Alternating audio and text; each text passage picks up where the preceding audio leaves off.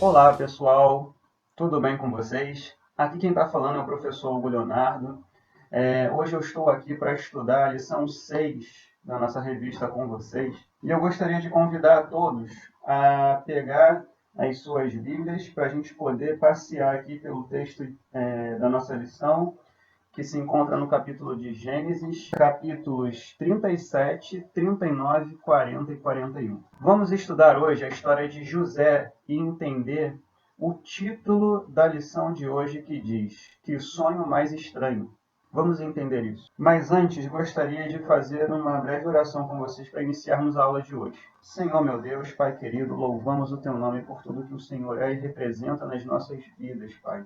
Muito obrigado pela Tua palavra, Deus, que ela é viva e eficaz, Senhor. Muito obrigado porque ela é instrução para as nossas vidas, Pai.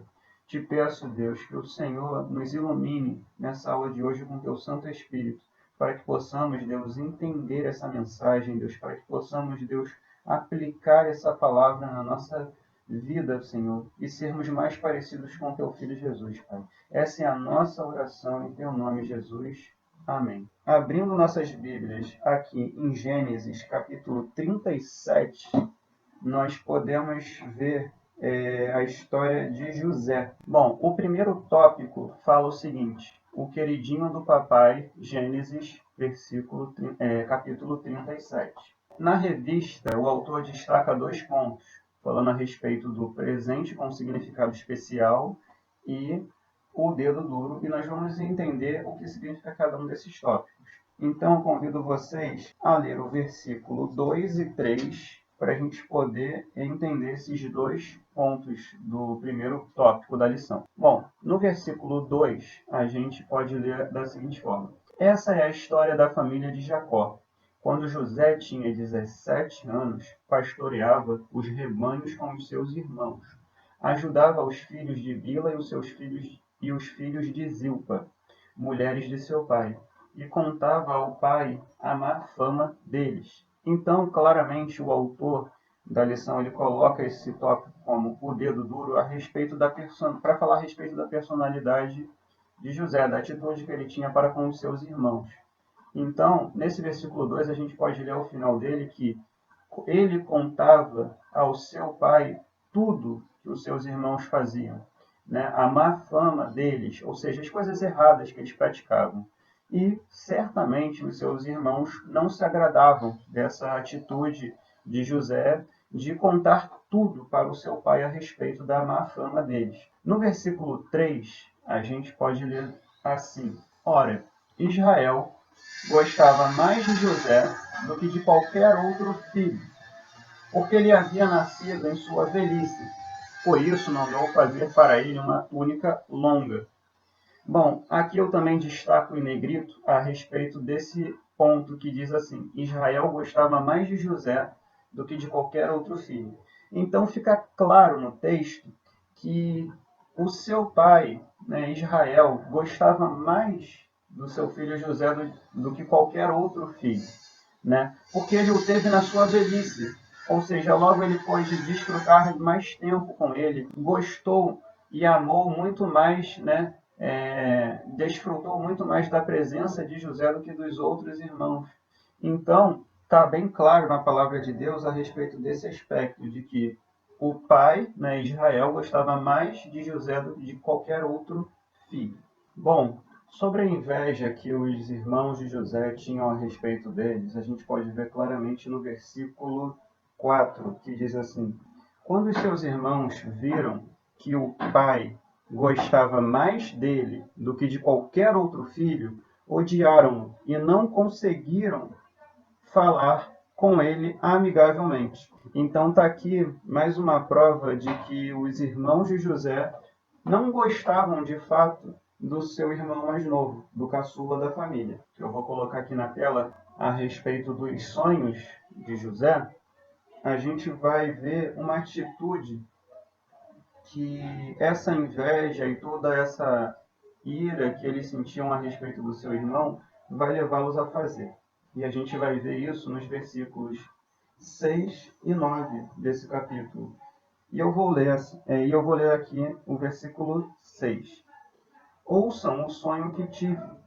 Disse-lhes: estávamos amarrando os feixes de trigo no campo, quando o meu feixe se levantou e ficou em pé, e os seus feixes se ajuntaram ao redor do meu e se curvaram diante dele. Aí sim.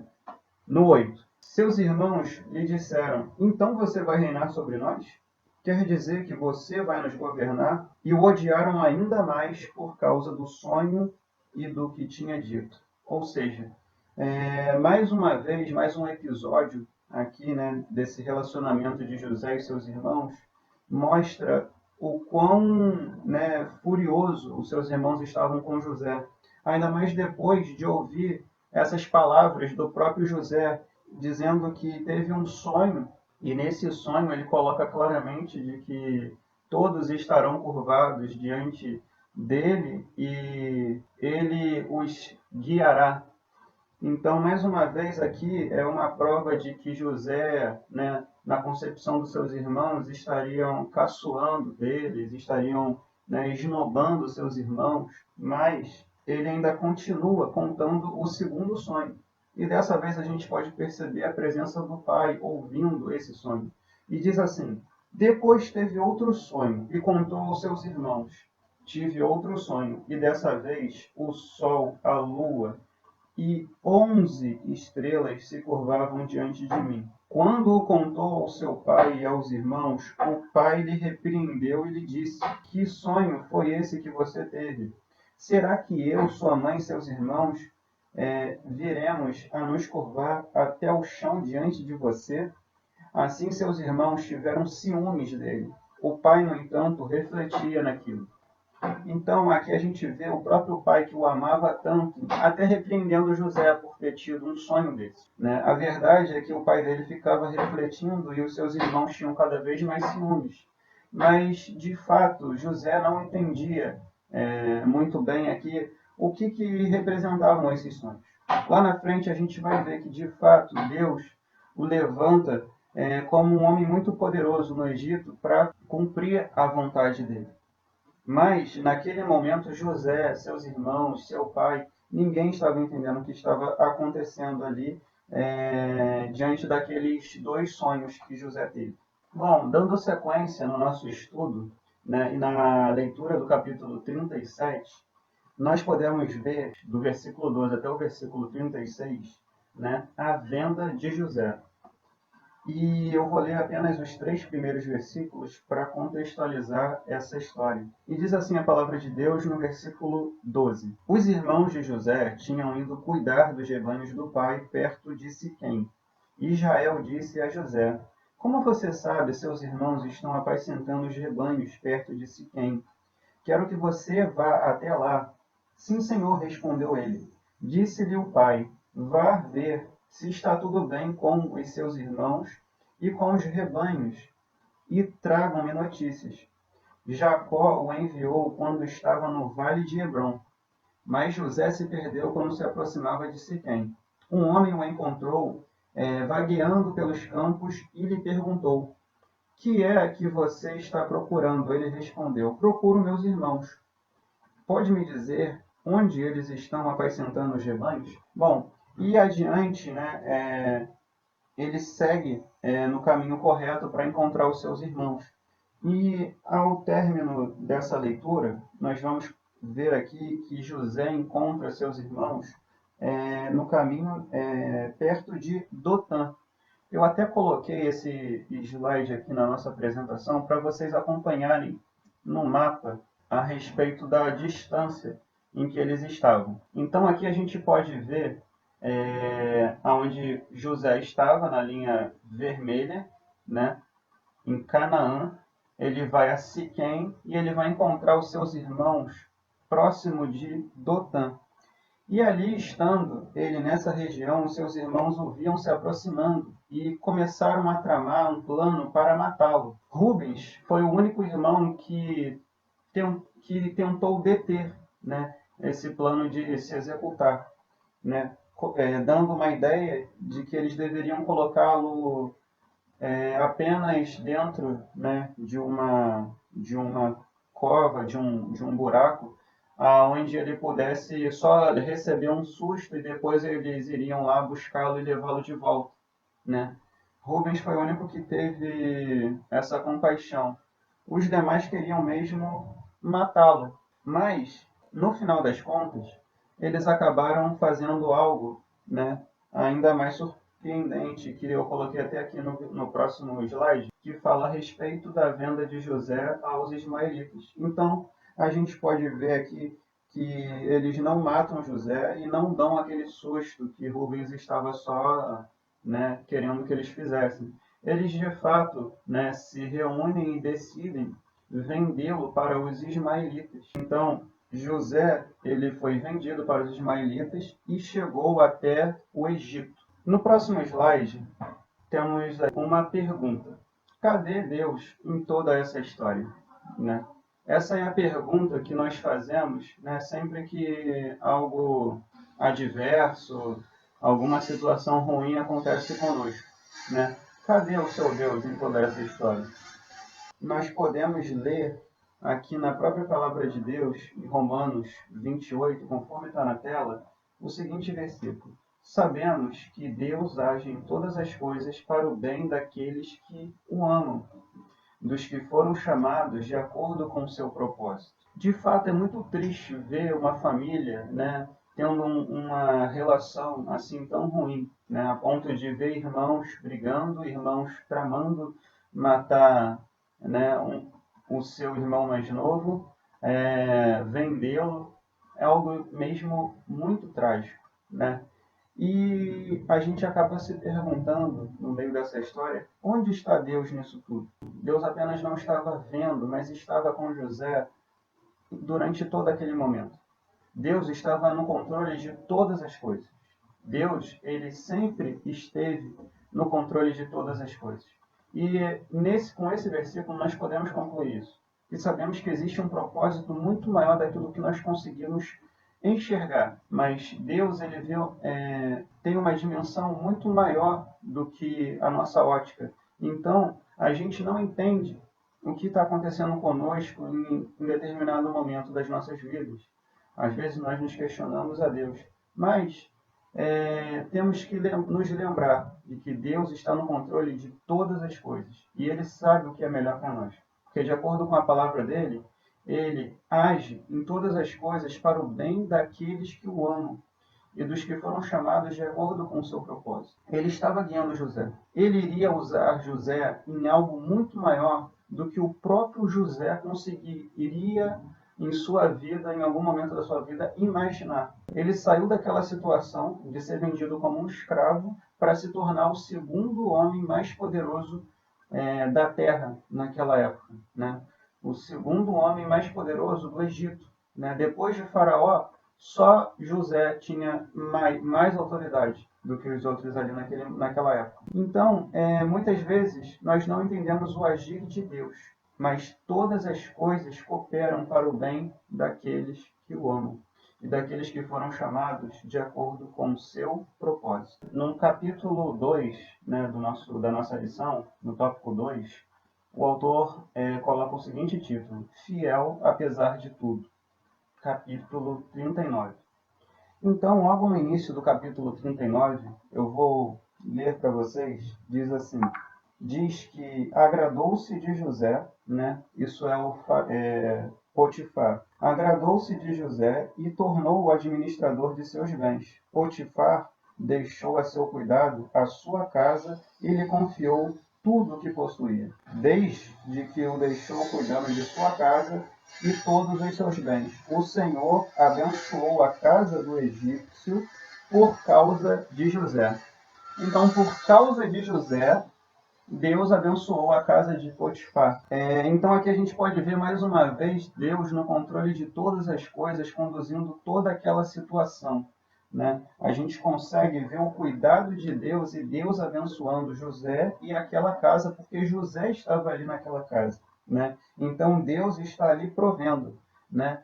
Por mais que ele estivesse passando por uma situação tão adversa de deixar a sua casa, né? Ser abandonado pelos seus irmãos, ir por uma terra nova, mesmo, né, provavelmente com medos, né, com angústias em seu coração, ele foi e ali ele começou a ser o administrador da casa do faraó, né, sendo administrador dos seus bens. E Deus ali o colocou como um mordomo de faraó, administrando toda a sua casa, todos os seus bens, né? E aqui no tópico 2, né, o ponto A diz assim: Deus está vendo, né? E o autor coloca assim: e as nossas desculpas para o pecado, né? Aqui ele coloca esse questionamento a respeito da tentação que ele sofreu ali na casa de Potifar, quando a esposa de Potifar o tentou, né, seduzi-lo, tentou seduzi-lo e levá-lo para a cama. Mas José deixa bem claro aqui na palavra de Deus que ele se manteve fiel ao seu Deus, que ele, apesar da tentação, de qualquer coisa, ele foi fiel a Deus. Ele não se inclinou para o pecado. Ele não aceitou se deitar com a esposa de Faraó em obediência e fidelidade a Deus, né? Eu fiquei pensando nessa história da seguinte forma: quando a gente lê essa pergunta do autor, né, e as nossas desculpas para o pecado, José poderia ter enumerado uma sequência de desculpas, né? Porque José, naquele momento, ele tinha sido abandonado pelos seus irmãos, né? Ele foi tentaram matá-lo, venderam ele como escravo, uma situação humilhante, né, naquela época. Então ele foi levado para uma terra distante, ele ficou longe do seu pai, do seu querido pai, da sua família, da proteção do seu lar, da segurança da sua casa. Foi levado para uma terra desconhecida, aonde todos os seus planos, projetos, tudo que ele tinha pensado para a sua vida foi ali cancelado, né? Para ele começar uma vida nova, num lugar novo, numa terra distante, e ali ele poderia ter enumerado todos esses pecados para dizer que Deus o esqueceu, que Deus o abandonou, que Deus não está cuidando dele, e etc. Mas ele escolheu se manter firme, ser fiel a Deus, né? E tantos outros versículos, né? Aqui o autor coloca o 1 Coríntios 6,18. Eu vou abrir aqui na minha Bíblia para a gente poder ler juntos esse versículo. E que você possa estar acompanhando aí na sua Bíblia também. Fujam da imoralidade sexual. Todos os outros pecados que alguém comete fora do corpo os comete, mas quem peca sexualmente peca contra o seu próprio corpo. Acaso não sabem que o corpo de vocês é santuário, né? É santuário do Espírito Santo que habita em vocês, que lhe foi dado por Deus, e que vocês não são de si mesmos, vocês foram comprados por um alto preço. Portanto, glorifiquem a Deus com o próprio corpo. 2 Timóteo 2, versículo 22. Fujam dos desejos malignos da juventude e siga a justiça, a fé, o amor e a paz com aqueles que de coração puro invocam o Senhor. E tantos outros textos da palavra de Deus vão dizer a respeito dessa perseverança que nós precisamos exercer diante da tentação. Então, nós, cristãos, não temos desculpas para o pecado. Tem até um outro texto que eu separei aqui, né, que também se encontra em 1 Coríntios, capítulo 10, que diz assim: assim, aquele que julga estar firme, cuide-se para que não caia. Não sobreveio a vocês tentação que não fosse comum aos homens, e Deus é fiel. Ele não permitirá que vocês sejam tentados além do que podem suportar. Mas quando forem tentados, Ele mesmo providenciará um escape para que o possam suportar. Então, aqui a gente vê claramente que Deus não permite que nós sejamos tentados além das nossas forças e que Ele sempre providenciará um escape para que a gente possa suportar aquela tentação. E aqui a gente vê um exemplo que nos dá força, nos dá ânimo, para que a gente consiga, sim, nos manter firmes diante da tentação do pecado. Bom, já no tópico B desse capítulo 2 da nossa lição, eu vou avançar aqui o slide, diz o seguinte: Deus estava com José, né? Gênesis 39, versículo 9. Ninguém desta casa está acima de mim. Ele nada me negou, a não ser a senhora, porque é a mulher dele. Como poderia eu, então, cometer algo tão perverso e pecar contra Deus? Assim, embora ela insistisse com José, dia após dia, ele se recusava a deitar-se com ela e evitava ficar perto dela.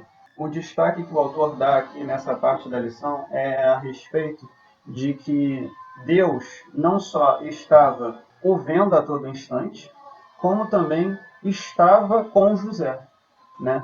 Ele estava no controle de todas as coisas e ele pergunta assim: quantas vezes essa expressão aparece nesse capítulo? Eu, ao ler esse capítulo, contei 4 vezes a frase "e Deus estava com José", e Deus estava com José. A todo instante, Deus estava com José. Então, Deus estava com José na sua mordomia, Deus estava com José durante aquela tentação, diante de todas as situações que ele tinha passado ali durante aquele governo, né, de Faraó. E agora, no próximo ponto, o autor coloca assim: o homem dos sonhos, né, que vai do 40 ao 41. José deu testemunho claro de que somente Deus podia interpretar sonhos. Então, por José não ter aceitado se deitar com a esposa, ela o incriminou, dizendo que ele tentou forçá-la a fazer tal coisa. Então ficou furioso com José e colocou-o na cadeia. E ali ele ficou naquela cadeia com mais 2 homens. Esses 2 homens tiveram sonhos. Um desses homens sonhou que iria voltar a servir Faraó, e assim aconteceu conforme a interpretação de José. E o outro de que iria padecer e morrer, e assim aconteceu, conforme a interpretação de José. E aquele homem que saiu da cadeia, porque sonhou que iria servi-lo, ou servir Faraó novamente, se lembrou de José que estava naquela cadeia, quando o Faraó acordou inquieto com um sonho que ele havia tido e ninguém era capaz de interpretar. Então, aquele homem que passou aqueles dias naquela prisão com José se lembrou de que havia um homem ali naquela cela que era capaz de interpretar sonhos. E assim aconteceu. Faraó mandou chamar José para que ele pudesse interpretar. E José manifestou ali, testemunhou do poder de Deus quando ele interpretou corretamente aquele sonho de Faraó, e Faraó ficou maravilhado. E ele não tomou para si aquela glória. Ele glorificou a Deus, testemunhou que aquilo foi por intermédio do Deus vivo a qual ele servia. E assim Faraó ficou fascinado com o seu Deus, com a interpretação do seu sonho, com o seu poder. Então, mais uma vez, a gente vê José sendo um cristão autêntico, dando o seu testemunho a respeito de Deus, do seu poder, né? E então, aqui, avançando na nossa lição, a gente pode entender o seguinte, que o plano de Deus é sempre bom, perfeito e sempre se cumpre. Mesmo que a gente não entenda, é para a gente confiar sempre. E por que o autor coloca isso, né? Por que na lição a gente pode chegar a essa conclusão? Porque, mesmo sem José entender, lá no início, na sua saída da adolescência, entrando na sua juventude, né? Naquela época ele tinha 17 anos, quando ele ganhou aquela túnica do pai dele, e etc. E agora, ele tinha sido conduzido para o Egito, ele tinha tido aqueles 2 sonhos estranhos Lembra do título da lição, que ele não entendia o que eram aqueles sonhos? Ele contou para os seus irmãos, contou para o seu pai, e todos ficaram aborrecidos com ele, porque ele tinha tido aqueles sonhos, achando que um dia ele poderia estar acima dos seus irmãos, do seu pai e de sua família. Mas assim aconteceu, mas para que o nome de Deus fosse glorificado. Porque o plano de Deus é maior, muito maior do que aquilo que a gente pode imaginar. E José jamais poderia imaginar que ele seria um homem tão poderoso e ele iria fazer parte de um plano tão grandioso de Deus, que iria suprir a fome do seu povo por intermédio de José. Então, ao interpretar aquele sonho, José foi colocado por Faraó para que ele pudesse administrar todos os recursos da terra, fazer estoque para que no tempo da fome, da sequidão, todos pudessem ter o seu alimento necessário, né? Então assim aconteceu, assim conforme diz a palavra. Quando a fome já havia se espalhado por toda a terra, José mandou abrir os canais de armazenamento e começou a vender trigo aos egípcios, pois a fome se agravava em todo o Egito e toda a terra vinha gente ao Egito para comprar trigo de José, porquanto a fome se agravava em toda parte. Então José ali foi usado por Deus poderosamente para suprir a fome daquele povo naquela época. Então ele fez parte de algo muito maior do que todos poderiam imaginar. Mas isso só aconteceu porque ele foi obediente a Deus, se manteve íntegro, se manteve fiel à sua palavra, não se inclinou para o pecado, se manteve firme e constante na presença de Deus, para que assim todo o plano dele pudesse ser concluído, né, pudesse ser cumprido na sua vida e na vida do povo de Deus. Amém por isso? E por isso que o autor coloca aqui no slide a seguinte mensagem: o plano de Deus é sempre bom, perfeito e sempre se cumpre. Mesmo sem a gente entender, a gente precisa confiar a todo instante. Mesmo que a gente não entenda, lá na frente a gente vai ter a resposta, a gente vai entender por que a gente passou por aquilo, por que a gente teve que viver aquela situação, né? Então a gente tem sempre que se perguntar a Deus o que Ele quer nos ensinar com aquilo, o que Ele quer que nós façamos diante daquela circunstância. A gente não entende, mas a gente precisa simplesmente confiar, de acordo com a palavra de Deus, com a história, com o exemplo de José. E só para caminhar aqui para o fim, tem mais esse versículo aqui. Vocês planejaram o mal contra mim, mas Deus o tornou em bem, para que hoje fosse preservada a vida de muitos. E aqui está a resposta para todas as indagações que foram levantadas aqui nessa lição 6. Ou seja, aqui é a resposta de José para os seus irmãos. Lendo aqui no versículo anterior, depois vieram seus irmãos, prostraram-se diante dele e disseram: Aqui estamos, somos teus escravos. Né? O sonho, né, se concretizando.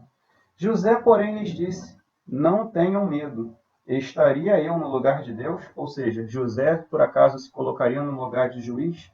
Vocês planejaram mal contra mim, mas Deus o tornou em bem, para que hoje fosse preservada a vida de muitos. Por isso, não tenham medo. Eu sustentarei vocês e seus filhos. E assim os tranquilizou e lhes falou amavelmente. Ou seja, aqui José está demonstrando toda a sua bondade para com seus irmãos, dizendo justamente isso, que ele estava fazendo parte de um plano muito maior do que os seus irmãos estavam pensando e que o próprio José estava pensando, né? Que aquele mal aconteceu naquela época para que hoje pudesse se tornar num bem maior, para que todos pudessem se beneficiar disso. Aqui é para a gente pensar. Alguma dificuldade tem abalado a sua fé? Está difícil enxergar a ação de Deus em sua vida? Né? E no próximo, eu coloco assim: preciso de ajuda, Senhor. Quero entender seus planos e confiar mais em Ti. Ou seja, que a gente possa depositar toda a nossa fé, a nossa esperança em Deus, porque Ele é quem nos fez, Ele fez o universo, Ele é o Pai de toda a criação, Ele é antes de todas as coisas. e por meio dele e por ele foram feitas todas as coisas. Então, que a gente possa tão simplesmente confiar em Deus, mesmo que aqui, nesse slide para a gente pensar, mesmo que a gente esteja passando por alguma dificuldade, mesmo que a gente esteja assim numa situação muito ruim, difícil, difícil mesmo de enxergar a ação de Deus, mas que a gente possa tão somente confiar que Ele está vendo e Ele está no controle de todas as coisas. Então, que como José, a gente possa tão simplesmente nos manter firmes e constantes na presença de Deus e obedecer a sua palavra. Amém? Né? Só recapitulando tudo que a gente já estudou aqui nessa lição 6, né? Eu fiz um resuminho do que a gente pode concluir aqui. Né? Nós estudamos a respeito da soberania de Deus, a respeito de que todas as coisas cooperam para o bem daqueles que o amam. Então a gente pode ver que Deus está de fato no controle de todas as coisas. A gente pode aprender na vida de José a sua fidelidade a Deus, que mesmo traído, mesmo esquecido, mesmo sendo abandonado pelos seus irmãos, mesmo sendo levado como escravo para o Egito, ele não perdeu a sua fé. E isso é algo muito importante que precisamos destacar aqui nessa lição. Deus estava com José, né? Conforme o autor perguntou ali, quantas vezes a gente vê essa frase no texto, né? Deus está com José. E o autor de Gênesis, ao escrever essa história, ele colocou várias vezes Deus estava com José para, de fato, mostrar que Deus estava com José. Então, precisamos confiar que Deus está conosco a todo instante. E José, ele foi mordomo, ele foi um administrador das coisas do rei, mostrando assim todo o seu cuidado, todo o seu cuidado como um servo de Deus, né? Da sua honestidade, da sua integridade, de não querer trair a confiança do seu senhor ali, Faraó sendo o seu chefe, né? Ele não traiu a sua confiança, mesmo que a sua esposa o tentasse, ele se manteve firme. E ele pôde dar testemunho do poder de Deus para Faraó na interpretação do sonho, mostrando que Deus é poderoso para trazer a interpretação correta da sabedoria e livrar o povo de uma fome tão terrível como aconteceu naquela época. E José também pôde testemunhar a respeito da bondade, da gratidão, da misericórdia do nosso Deus para com a sua família, para com os seus irmãos. E assim ele demonstrou misericórdia para com seus irmãos, respondendo, né, naquele slide que a gente colocou aqui, Gênesis 50:20. Vocês planejaram mal contra mim, mas Deus o tornou em bem, para que hoje fosse preservada a vida de vocês, a vida de muitos. Então, que a gente possa guardar essa palavra no nosso coração e nos lembrar sempre de que Deus é soberano sobre todas as coisas, que Ele tem o controle de todas as coisas nas suas mãos. E que nós precisamos, assim como Deus é fiel, constante, a todo instante, que possamos perseverar e nos manter firmes, fiéis à palavra de Deus. Que nós não nos inclinemos para o pecado, porque a gente sabe, a gente pode ter a confiança de que Deus está conosco a todo instante, que Ele irá providenciar o escape no tempo certo, e que Ele irá nos ajudar a cumprir a nossa missão, a encontrar o nosso propósito, assim como José encontrou o propósito dele, a sua missão. Que Deus assim nos abençoe, meus irmãos. Muito obrigado por essa oportunidade e até a próxima lição. Amém.